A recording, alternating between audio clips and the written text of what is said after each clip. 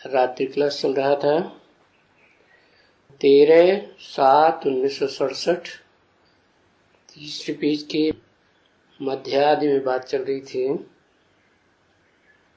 भ्रमरी का मिसाल चल रहा था कि कैसे भ्रमरी 3-4 बच्चों की भी पालना करती है, कोई एक की भी करती है। तो जैसे उनके भी ये बच्चे हो गए और वो भी आप समान बनाती है, तो ऐसे ये जानवरों का भी बहुत कल्याण, कमाल है। और सर्प का भी कमाल है। देखो कैसे यहाँ तो बच्चों ने देखा है, वो ये पकड़ते हैं बच्चे और पकड़ करके शीशे की बरनी में डाल देते हैं।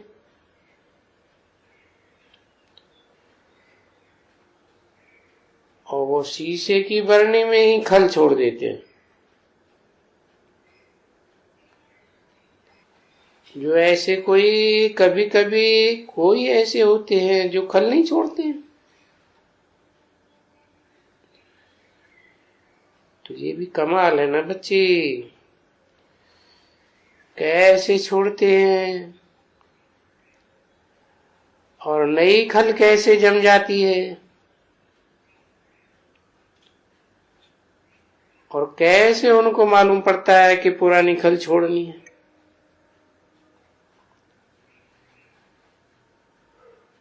तो ये जो भी मिसाल हैं वो सभी इस समय संगम युग में काम आते हैं तुम बच्चों के लिए, कि तुम बच्चे भी ऐसे ही कर सकते हो। जब जानवर कर सकते हैं तो तुम क्यों नहीं कर सकते? और तुम तो मनुष्य हो, क्या नहीं कर सकते हो?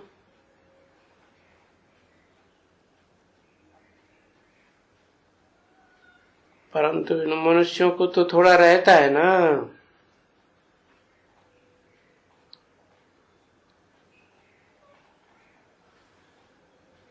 मनुष्यों को तो रहता है। उन जानवरों को तो वो तो जानवर हैं, वो जाने। तो तुम बच्चों को तो थोड़ा शरीर छोड़ना होगा ना, देहभान छोड़ना होगा। तो भी देहभान छोड़ने में थोड़ी हिम्मत चाहिए।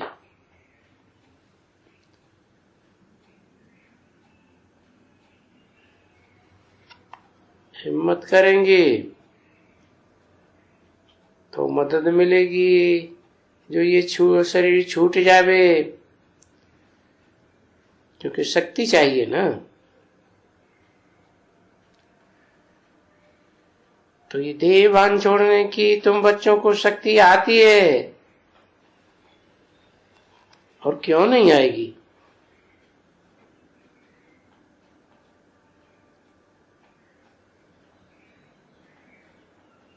ये हम आए थे, नई खल लेके आए थे,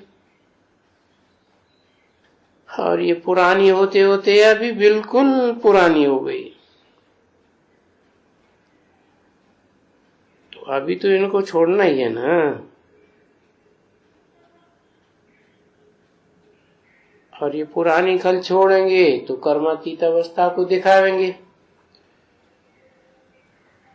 ये हिम्मत आ जाएगी। पुरुषार्थ करने से आएगी ना।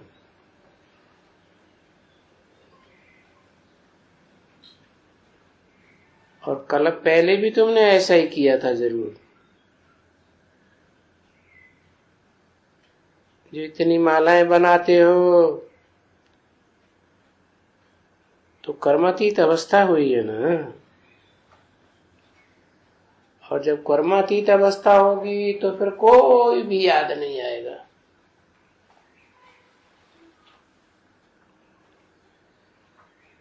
बस अपना बाप याद आते हैं और घर याद आता है, तो देह भूल जाती है, देह के संबंधी भूल जाते हैं, पदार्थ भूल जाते हैं। तो ये देह भान को छोड़ने का बहुत अच्छा बच्चों को पुरुषार्थ करना चाहिए।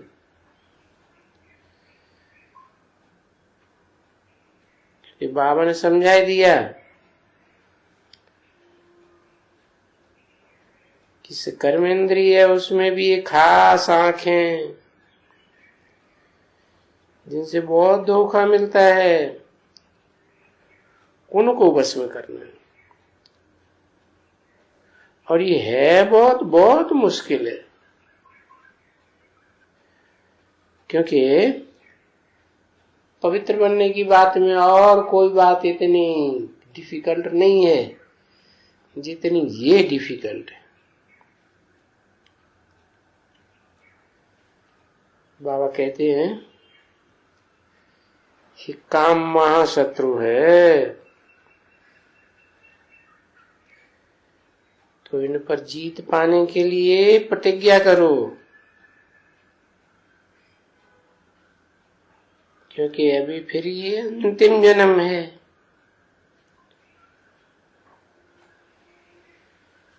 कोई भी हालत में ये जो चल रही है, ये जो विकारी होने की रस्म चल रही है ना, वो बंद तो होने की है। कोई भी हालत में माने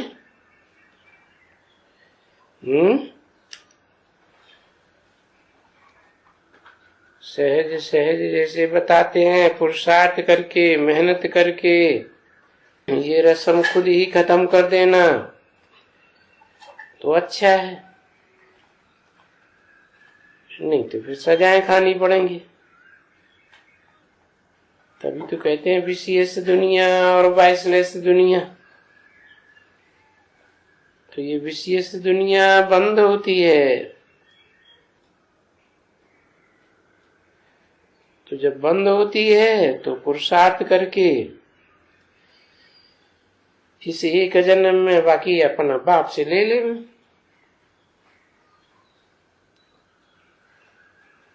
म्यूजिक बज गया। अच्छा बच्चों प्रति याद प्यार, गुड नाइट। आज का प्रातः क्लास है 14/7/1967, शुक्रवार को रिकॉर्ड चला है। हमारे तीर्थ न्यारे हैं, यही धरती के तारे हैं। तीर्थ भी न्यारे हैं, और जो तीर्थ हैं, तीर माने किनारा, उत्थ माने स्थान, अर्थात किनारा लगाने वाले स्थान एक किनारे पहुंचाए देंगे। अभी तो बीच मजेदार में पड़े हुए हैं, विषय सागर में सारी दुनिया धोखा गुता खा रही है। तो जो पार लगाने वाले हैं उनकी यादगार हैं ये तीर्थ, जैसे दिखाते हैं ना, 4 बड़े बड़े धाम दिखाते हैं। तो जरूर कोई 4 आत्माएं हैं जिन्होंने एक ठिकाने लगाने का काम किया है। ठिकाने क्या? बुद्धि को ठिकाना लगाने होता है ना। तो बताया सारी दुनिया की बुद्धि एक जगह एक ठिकाने लगानी है, एक शिव बाबा, दूसरा न कोई। परंतु ये लगाने वाले एजेंट तो चाहिए ना। तो ये हमारे तीर्थ हो गए,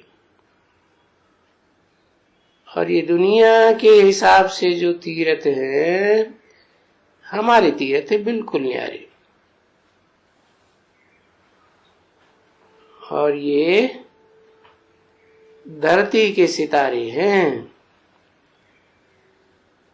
वो आसमान के सितारे होते हैं,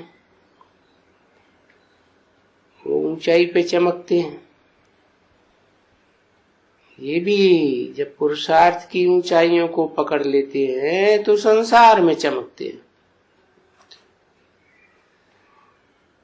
देखो कैसे अच्छे गीत बने हुए हैं, गीत बच्चों ने सुना। ये बच्चों की ये नॉलेज जो है, पॉइंट देखने के लिए कि कैसे इसका अर्थ करते हैं।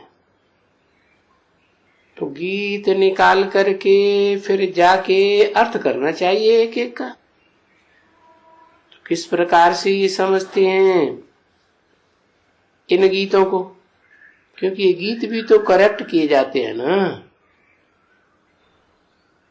क्योंकि ये तो प्रैक्टिकल बात है। उन फिल्म वालों ने बैठ के बनाए हैं, ये भी उनका ड्रामा के अंदर पार्ट है। तो वो भी मददगार बने हैं बात को क्लियर करने के लिए। समझा बच्चे? जैसे ड्रामा के अंदर ये शरीर भी मददगार बनता है, वैसे ये सब चीजें मददगार बनती हैं। तो ये गीत भी मददगार बने हुए हैं ज्ञान को क्लियर करने के लिए। और इन गीतों का भी अर्थ बाप बैठ समझाते हैं। तो बच्चों को सिखलाने के लिए भी ये काम से बहुत आते हैं।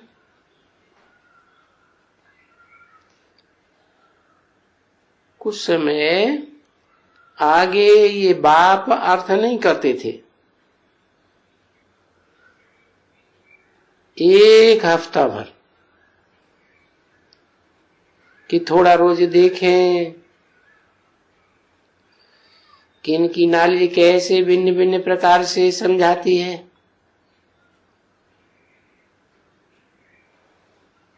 तो कोई को कहना चाहिए कि इस गीत का अर्थ करो। तो बैठ करके अर्थ करते थे। एक बच्चे ने अर्थ किया, फिर दूसरे ने किया, तीसरे ने किया, फिर चौथे ने किया। तो जो भी अच्छे अच्छे रिकॉर्ड्स हैं, ऐसे ऐसे अच्छे अच्छे, वो रख करके भी सेंटर्स में सिखलाना चाहिए कि भाई इसका अर्थ करो। तुम इसका अर्थ कर सकते हो तो करो। तो फिर उन सब का मुख खुले और देखें कौन एक्यूरेट अर्थ करते हैं और किसको समझ में आती है बात। बाबा ने समझाया। कई कई गीत इसमें ऐसे अच्छे हैं जो कभी कोई बेचारा बैठे हैं, कोई फिकरात में बैठे हैं, कोई क्या हुआ है कुछ, तो ये गीत बहुत मदद करते हैं। गीतों को सुनने से ही खुशी आ जाती है।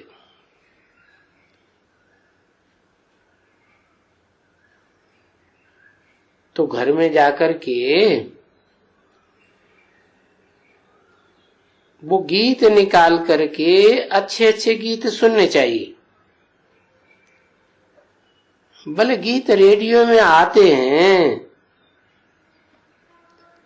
पर कब आते हैं ये तो है ही काम की चीज। तो ये गीत भी मददगार बनते हैं। जब कोई बैठे रहते हैं तो उनको स्मृति आ जाएगी इन गीतों से। खुशी आ जाएगी। अभी तुम बच्चे जानते हो बरोबर हम ये धरनी के स्टार हैं, लकी स्टार्स हैं। तुम जानते हो कि हमारी तीर्थ है ये भक्ति मार्ग वालों से, ये तीर्थ हमारे बिल्कुल न्यारे हैं।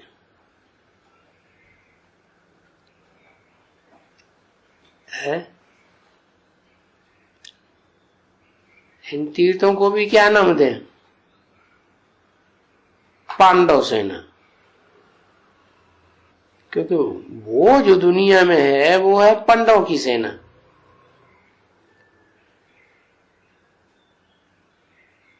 जब इकट्ठी होती है, तीर्थ होते हैं ना, तो जाते हैं हरिद्वार में। कितने पंडे हैं या तीर्थों पर जाते हैं तो हर एक ग्रुप का अपना अपना पंडा।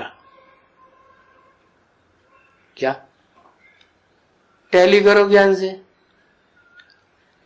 है? यहां भी हर ग्रुप का पंडा अलग अलग है कि एक ही है?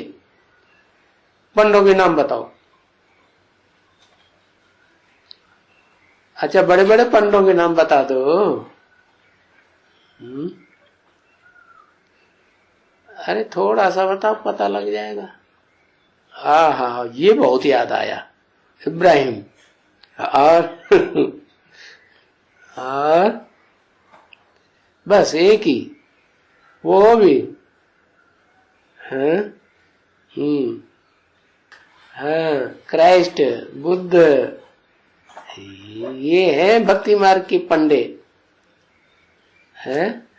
और स्वर्ग में ले जाने वाला पंडा कोई भी नहीं, वो याद ही नहीं आया कोई है।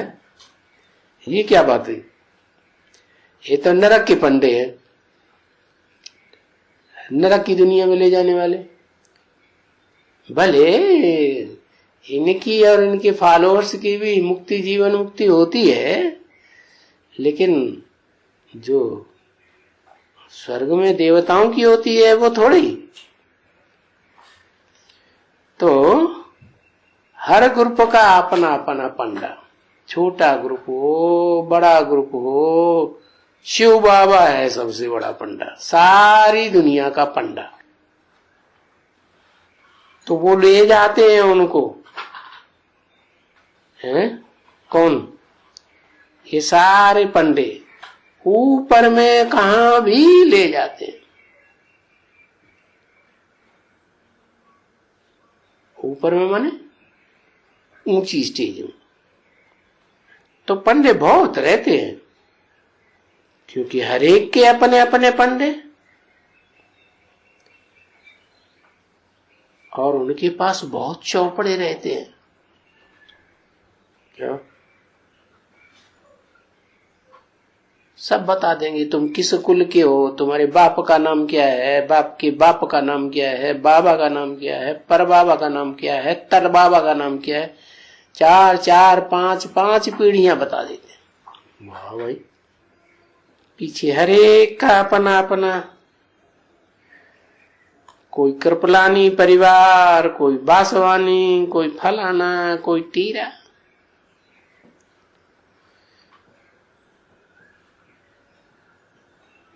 तो वो अपने पंडे को ही लेंगे, क्या दूसरा पंडा नहीं लेंगे।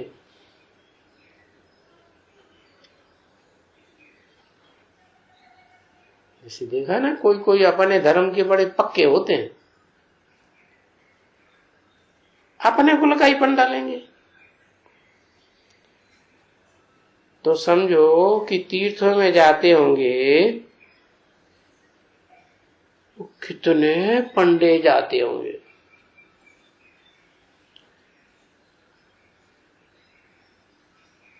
उनको लेकर करके जाते होंगे। अभी तुम भी जैसे पंडे हो, वो है जिस्मानी पंडे। कौन? दुनिया वाले? वो हैं जिस्मानी पंडे, और तुम हो रूहानी पंडे। वो कह के किसी तरफ इशारा किया।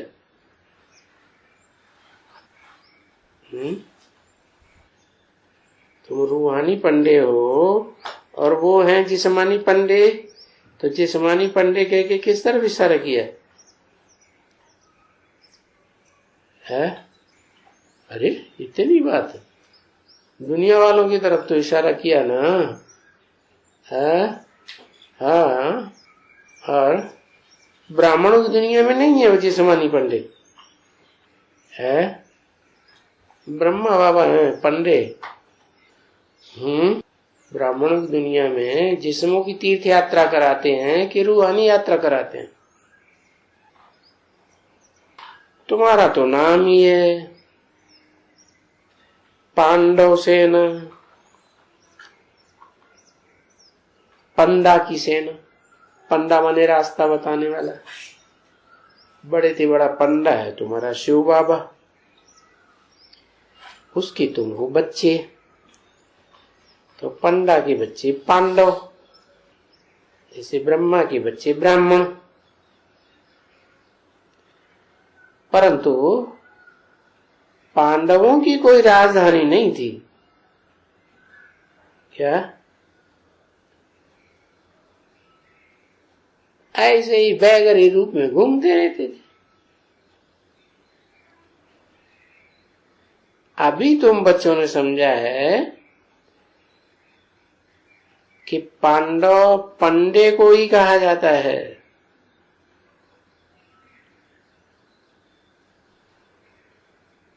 पंडे के बच्चे पंडे,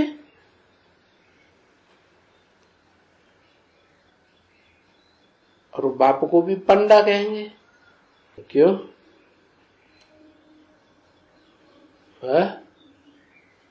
बाप को पंडा कहेंगे क्यों? वो तो बड़े से बड़ा पंडा है और रास्ता बताने वाला है। सबसे बड़ा रास्ता बताने वाला तो वो ही हुआ। तो ज्यादा होशियार होते हैं तो उनको बड़ा पंडा कहते हैं, कहते हैं ना पंडित जी महाराज, तो बेहद का पंडा है। क्योंकि गाइड को भी तो पंडा कहेंगे ना। तो पंडे ले जाते हैं फलानी फलानिया, उनको मालूम रहता है, सब तीर्थों का उनको पता रहता है। तो वो पंडा, वो गाइड, उसको गाइड भी कहा जाता है ना इंग्लिश में, तो वो ले जाते हैं भाई फलाने फलाने तीर्थ उनको मालूम है।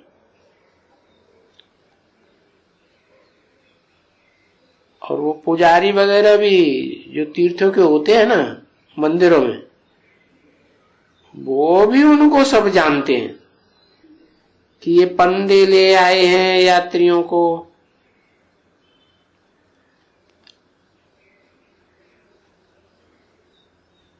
कहां से टेली करके बता रहे हैं है?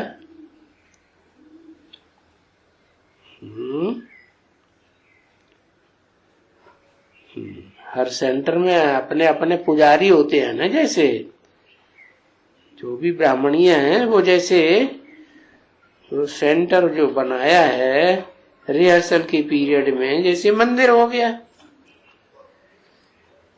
तो जो पार्टी ले आते हैं तो उनको जानते तो हैं। बड़ा मंदिर में ले आवेंगे माउंट आबू में, तो वहां का जो बड़ा पुजारी होगा उसको भी पता होगा हाँ ये पंडे बन के आए हैं। तो तुम फिर होते हैं, वो तो आधा कल्प भक्ति मार्ग में होते हैं,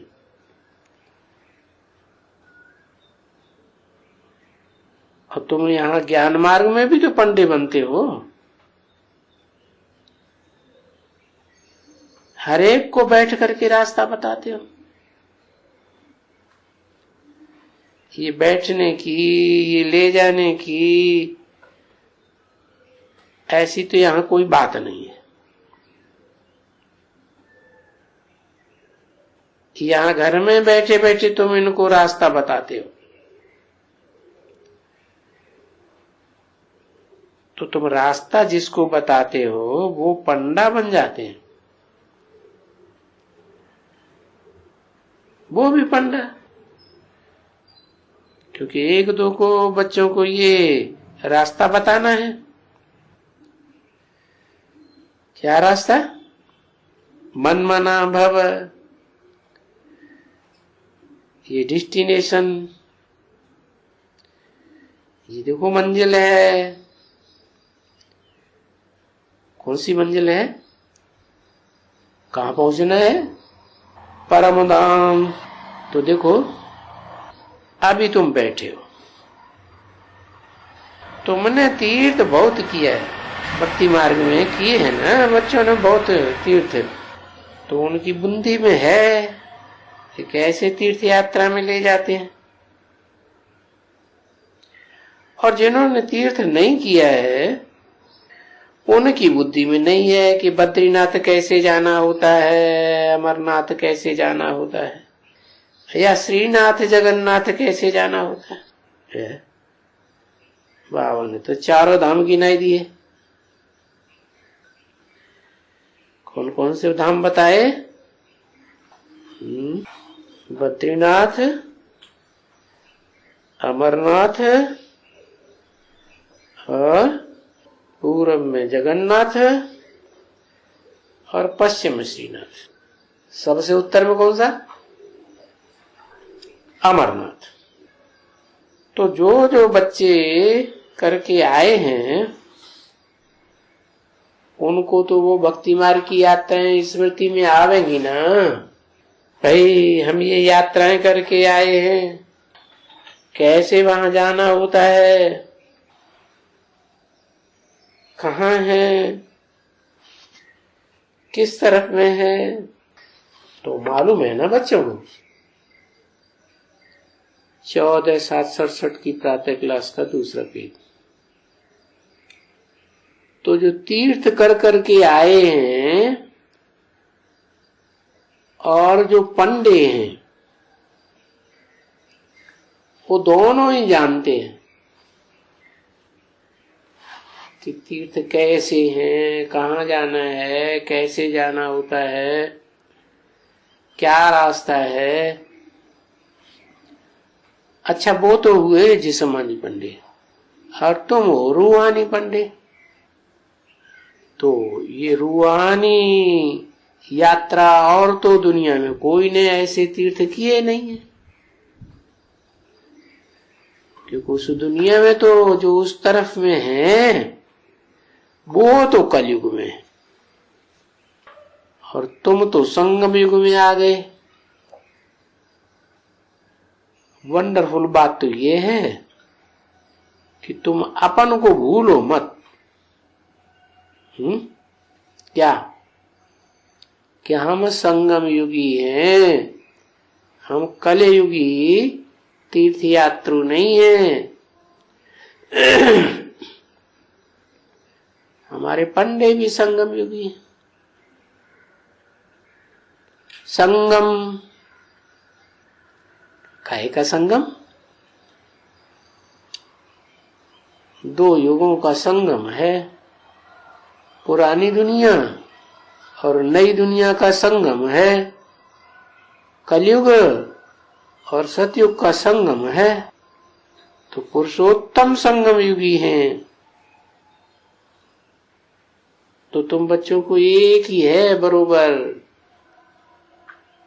कि हम हैं पंडे मुक्ति धाम के। ऐसे नहीं है कि तुम कोई पंडे उसके स्वर्ग के हैं। किसके स्वर्ग के हैं? किसके स्वर्ग के? तुम उसके कह के अलग कर दिया उसको। वो स्वर्ग में ले जाने वाला। तुम वहां के पंडे नहीं हो, नहीं।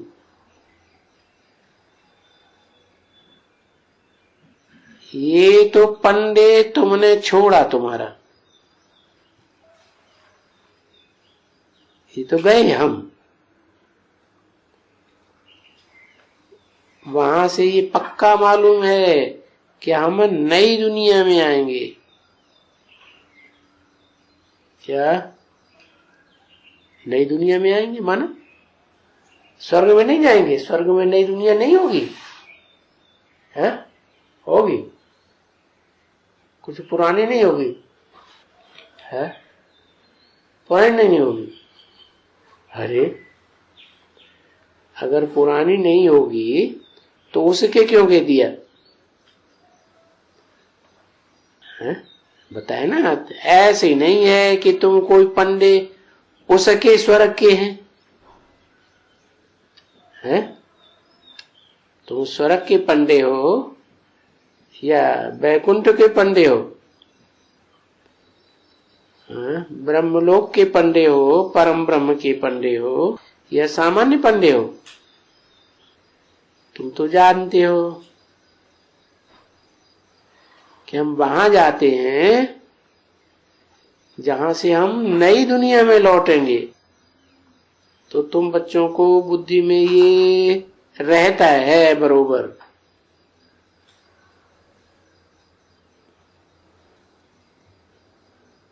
क्योंकि नई दुनिया भी रहती है? क्या? कहाँ रहती है? नई दुनिया भी रहती है, कहाँ रहती है?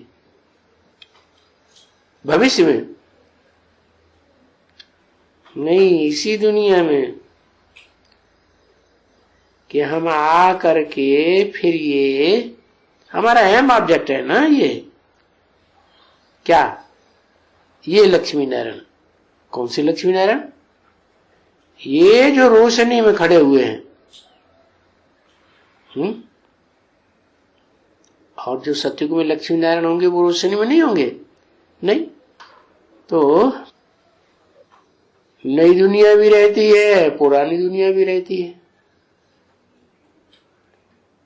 क्या दोनों इकट्ठी कैसे रहेंगी? रह सकती है क्या? है? जैसे यज्ञ की याद में बताते हैं ना, क्या बताते हैं? कि नरक की दुनिया के भी स्वर्ग का मॉडल तैयार किया।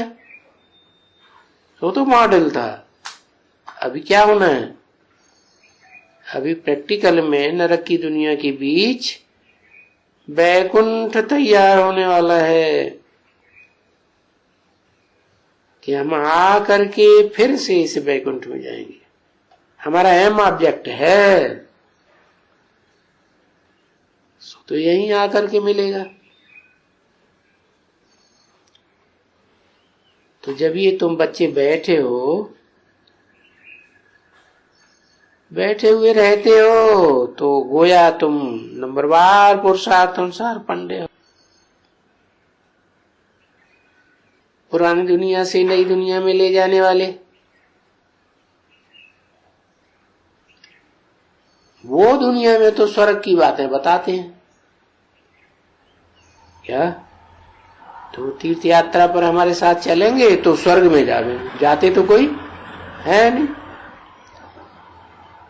तो पंडे भी किस्म किस्म के होते हैं, अनेक प्रकार के होते हैं। कोई अच्छे होते हैं, कोई छीछी भी होते हैं। कोई तो तुमको वो रास्ता बता देंगे,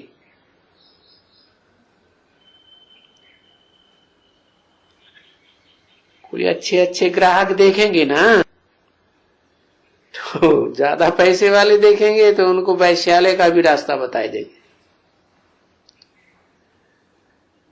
ऐसे भी पंडे होते हैं। ये बातें यहां क्यों कह रहे हैं? है? बताओ। है? बाबा तो शिवालय बनाने आए हैं ना, है? तो बताया, वो वैश्यालय का रास्ता बता देते हैं। एक तरफ शिवालय स्थापन हो रहा है, दूसरी तरफ वैश्यालय। तो वो कलयुगी पंडे हैं? जैसे वो कलयुगी पंडे उसमें हैं, कौन से धाम में ज्यादा है? कोई धाम का पता है? कोई धाम में बहुत ज्यादा हैं ऐसे पंडे जो वैश्यालय का रास्ता बताए देते हैं। अरे जगन्नाथ धाम में, उसमें पुरी है ना, शहर का नाम पुरी। मैं एक दृष्टांत सुनाया, सारी दुनिया का तो पैसा दौरा नहीं किया हुआ है, पर देखो वो रास्ता, वो आए हैं यात्रा करने के लिए, तो वो रास्ता वरी जहन्नुम में ले जाने का बताए देते हैं। देखो वहां ही यात्रा देवता के मंदिर में, और वहां ही यात्रा जहन्नुम में ले जाने। तो तुम्हारे पास भी तो देखो बहुत अच्छे पंडे हो, बिल्कुल ही फर्स्ट क्लास पंडे हो, क्योंकि सबको शिवालय का रास्ता बताते हो। कौन सी रास्ता बताते हो? पवित्रता का। ठीक है ना? तो जबकि रास्ता बताने वाले हैं पवित्रता का, तो जिनको पवित्रता का रास्ता बताते हैं उनको तो पवित्र ही रहना है। उनकी दृष्टि बड़ी बदलनी है, क्योंकि वो जो दृष्टि रहती है दुनिया वालों की, चाचा मामा काका बाबा, ये सभी जो स्त्री पुत्र वगैरह होते हैं, वो तुम्हारी सारी दृष्टि बदल करके, और तुमने अंजाम भी किया है बच्चों ने कि बाबा अब तो हमारी सारी दृष्टि बदल जाएगी। क्या बदल जाएगी? वहां तो नाना चाचा मामा काका, और यहाँ क्या? आत्मा आत्मा भाई भाई, या तो ब्रह्मा के बच्चे बने तो भाई बहन, तो सारी दृष्टि बदल जाएगी। तो हम ये फिर चाचा बाबा काका, ये चाचा बाचा बागा, ये सब इनको याद न करके हम तो बाबा आपको ही याद करेंगे।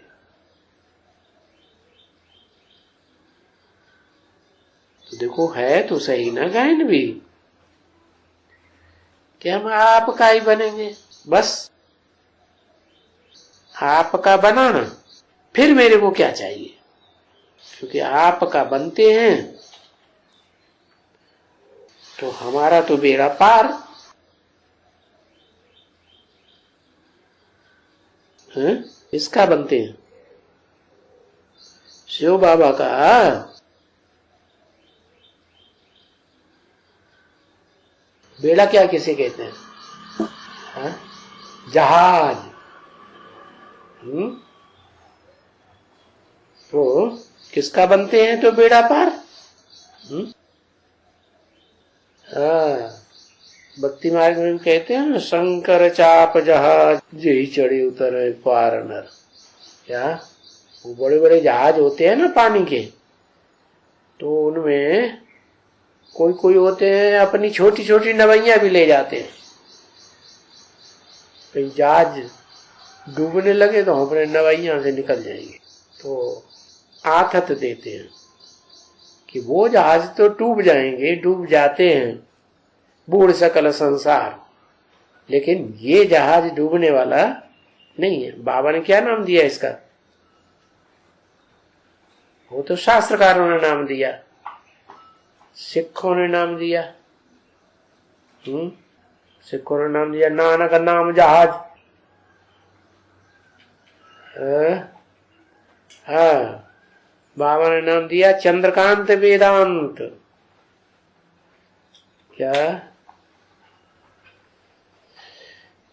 तो बाबा हम आपके बनते हैं, हमारा बेड़ा पार हो जाएगा। जब हमारा बेड़ा पार हो जाएगा, विषय सागर से हम पार हो जाएंगे, विषय वैतरणी नदी से, तो हमको तो सुख ही सुख मिलते हैं,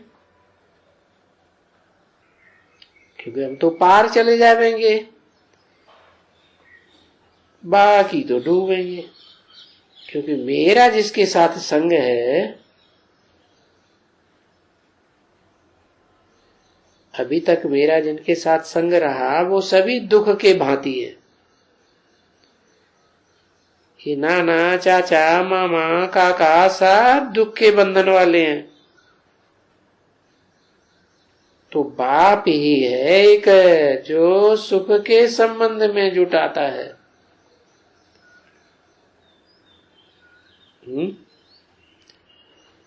क्या मतलब है? ऐसी कौन सी दुनिया जहां सुख का संबंध ही होता है, दुख का संबंध नहीं होता है? बाप जो दुनिया बनाते हैं वो नई दुनिया में ये चाचा मामा काका ताका होंगे ही नहीं। ऐसा संबंध जुटाता है जहां अथाह सुख है।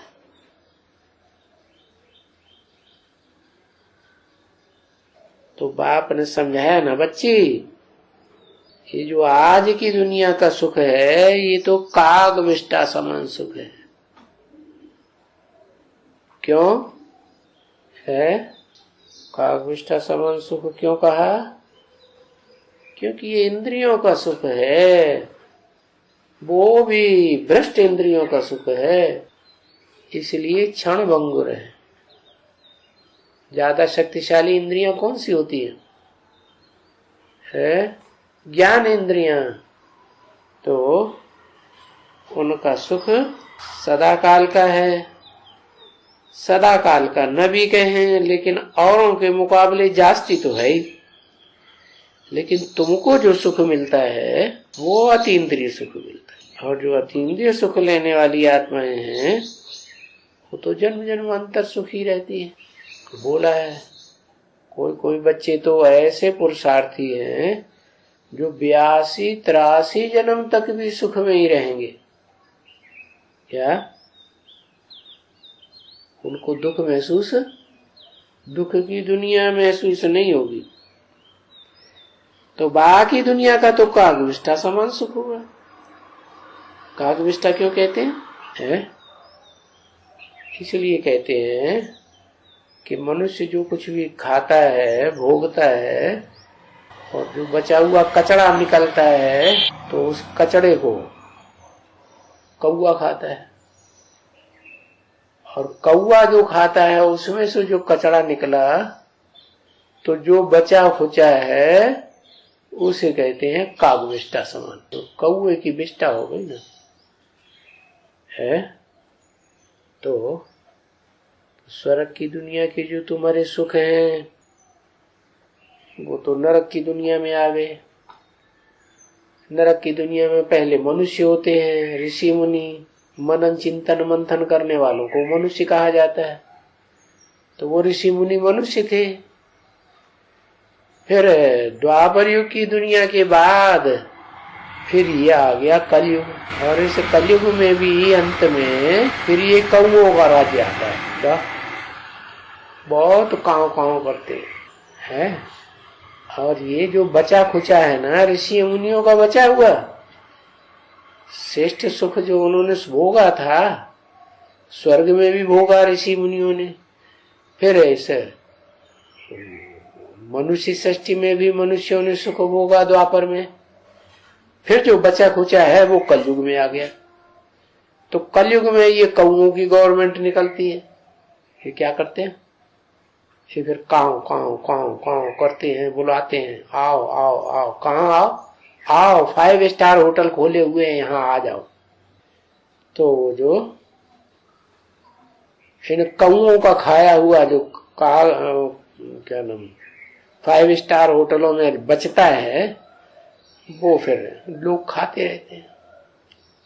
क्या बचता है, जो 5 स्टार खोलेंगे वो तो पहले अपना सुख लेंगे ना, है अच्छा अच्छा माल अपना खा जाएंगे, फिर जो बचा हुआ है वो कचरा पब्लिक खाती रहती है। तो उसको कहा कागविष्ठा समान। तो जो है ही कागविष्ठा समान दुख, तो सब दुख ही दुख है। और वहां नई दुनिया में जो बाप बनाते हैं वहां सुख ही सुख है। तो ये सुख याद करना पड़ेगा बच्चे। क्या वो नई दुनिया का सुख याद करेंगे, फ्रेश माल मिलेगा तो तुम्हारी अवस्था अच्छी बनेगी। ये हम अभी तुम पढ़ते ही हो इस नई दुनिया के सुख के लिए, तो वहां कैसे जाएंगे, बार बार याद करेंगे तो जाएंगे ना, दिल होगी ना जाने की। और फिर बाद में तो यहीं आना है। परंतु ये जानते हो कि पहले तो हम जाएंगे नई दुनिया सुखधाम में, पीछे यहां नरक की दुनिया में वापस आएंगे। तो फिर फायदा क्या हुआ जब यहीं आना है लौट के कागविष्ठा समान दुनिया में, फायदा क्या हुआ है? फायदा ये हुआ कि हम सुख की दुनिया का सुख भोग लेंगे और फिर द्वापर की दुनिया में ऋषि मुनि बन करके भोगेंगे। फिर अभी जब अंत में बाप आते हैं तो हमको जल्दी से उस कागविष्ठा समान दुनिया से वैराग आ जाएगा। भले पीछे आएंगे लेकिन हम वैरागी उस दुनिया के दुख धाम के पहले बन जाएंगे। तो फायदा हुआ नुकसान हुआ? फायदा हुआ ना। पहले वापस तो जरूर जाएंगे ना, क्योंकि घर में तो जरूर जाएंगे। और यहां आना ही वाया शांति धाम आना होगा ना। तो वाया शांति धाम कहाँ आएंगे? हम जाएंगे सुख धाम में। और ये दुनिया तो है दुख धाम। तो ये यात्रा है क्या, कौन सी है? याद बल की यात्रा है। हमको शांति धाम को भी याद करना है, क्योंकि वहां से होकर के जाएंगे। और बाप को भी याद करना होता है, घर को भी याद करना है, बाप को भी याद करना है, सुखधाम को भी याद करना है। तो ये समझते हो ना बच्चे कि तुम्हारे बिगर इस ज्ञान को कोई भी नहीं जानते हैं। और फिर तुम घड़ी घड़ी भूल भी जाते हो। ऐसी अच्छी अच्छी बातें तो भूलनी नहीं चाहिए ना। और बाप के साथ, साधन के साथ तो बड़ी ऑनेस्टी चाहिए। ऐसे नहीं समझना कि सुप्रीम सोल बाप कोई देखते नहीं है, उनको आंखें नहीं है। तो बाप कहते हैं बच्ची मैं कोई के अंदर को नहीं जानता हूं,